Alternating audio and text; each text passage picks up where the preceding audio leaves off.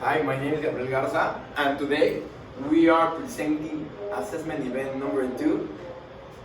Our topic that we chose was the National Guard implement as a solution to control the violence. The team is formed by Gabriel Garza, Edgar Daniel Chacon Amaro, and Emilio Duarte Collado. So we must start. We are going to begin talking about the Global Violence Index compared to in the world compared to in Mexico. So analyzing violence in the world compared to Mexico, basically. Here we have an image that we can see the Global Peace Index in 2019. So first we can see that Mexico is classified in the Low Peace Index. So we can see that Mexico is not considered a country that have more or less a high index of peace. So we can see other countries like Russia, other countries of Africa, Europe, Asia that have more or less the most common high index of global peace.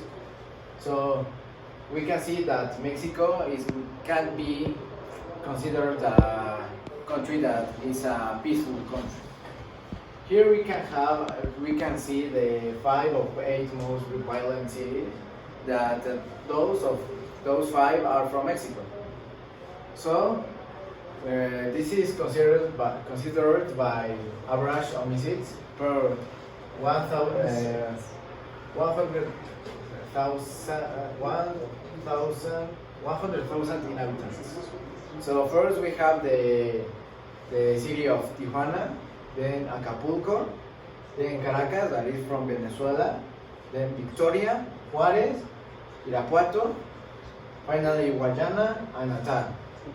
We can see here the homicides per year in those cities.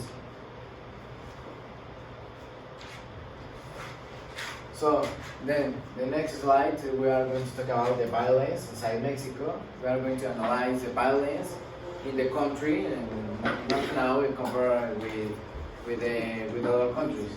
So here in this slide we can see relevant data that will provide us information about why we can say that Mexico is a violent country. So firstly, we can see that since the first 4 months of the new government, around 2,500 people died murdered. And then in the month of June, official data revealed that around 2,560 people have been murdered. So we can see here that all these data provide us information that show us that Mexico is a violent country, that it doesn't have a high index of peace, showing us that we can see some increase also in the percentage of violence shown around this year. The relevant data is that based on the collected data, 15 out of 20 people perceives an increase of violence in their community, specifically inside the Mexico City. So we can see that also the people are perceiving some increase of the violence since the new entry of the new government. So we can see that the strategies to attack the violence in this country are not effective. Then Mexico plays as the second most violent country. This was in 2017. So in this year, Mexico was placed as the second country that have more violence around the world. So it was placed after the new data that is provided here, that we can show us the increase of violence inside Mexico.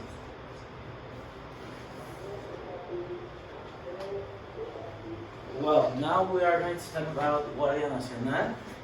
First, we have to start with what is Guardia Nacional.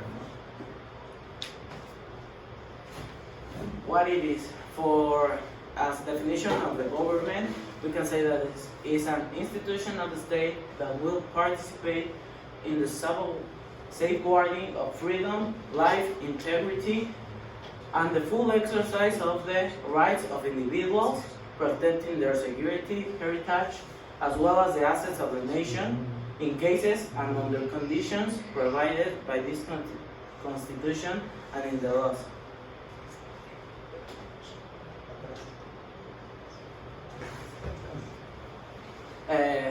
Where the Guardia Nacional will be.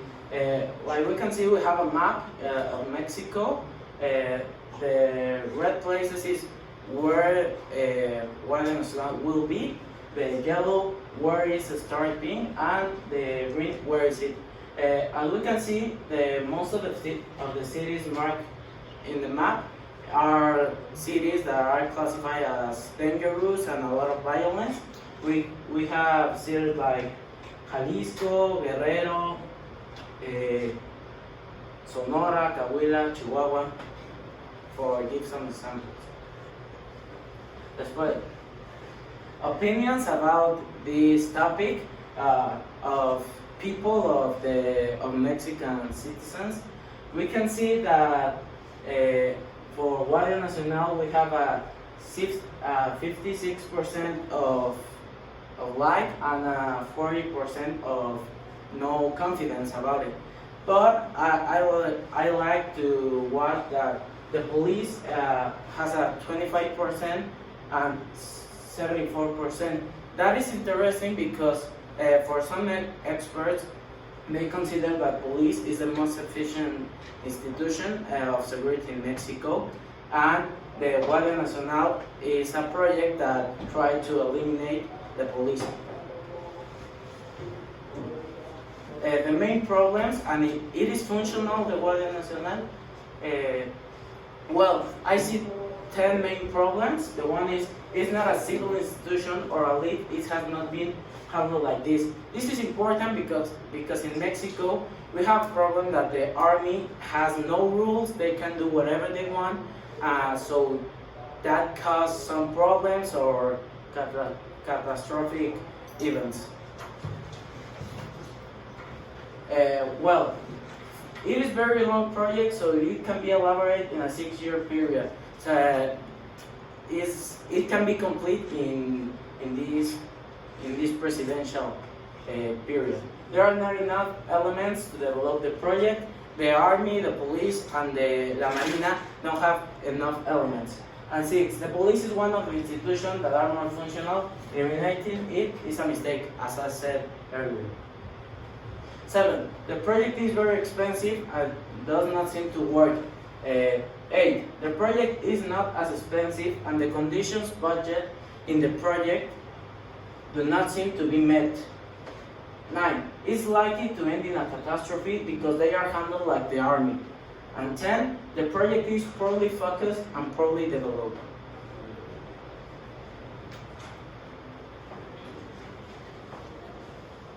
Well, I'm going to talk about the corruption and the controversies about the National Guard. The first controversy that involved this project was their creation. Why? Because, well, the Senate approved it in a period of time around 1 to 2 days. This is clearly obvious because Morena has all the senators are from the political party. But the Constitution says that this type of project of protection of the society must have a time of wait, a process of making them around 30 days. Another aspect is that the Constitution says that this type of projects can't be directed by a military. Why is this? Because it is thought that if a military starts to directing this type of project, it could become a militia, and and this could be easily manipulated to attack the society. But the senators, in this case, what they did is that one of the most loyal commanders of Andrés Manuel López Obrador and Ricardo Monreal in the Senate were fired from his charges, making them civilian only. And by that reason, they made them the director of this project. This is not clearly as an illegal case, but it's not correct. Another controversy says that Alejandro Durazo, the president of Seguridad Social in Mexico, said that many of the organizations like the police department, the army, the Marines had to conform this organization. But what they did, that many people were fired to hire another people. So this caused that many people went to marches to ask for their jobs again. That's one of the worst problems that they had in the recent years. And here's a table of the binders of homicides in Mexico since 1997. As you can see, the rating of violence has increased a lot since 2008 and 2019. These are the years in which the new administration took power, creating this new project as the Guardia Nacional. It is supposed to be a very good project, but it simply not to be working. And another thing is that the policies of AMLO, our president, is that everyone conforms part of the society, the pueblo, as he said. So, including the drug dealers, the assassins, everyone. So, the Guardia Nacional has not been arresting and deporting many people that are committing crimes against the Mexican society. Thanks.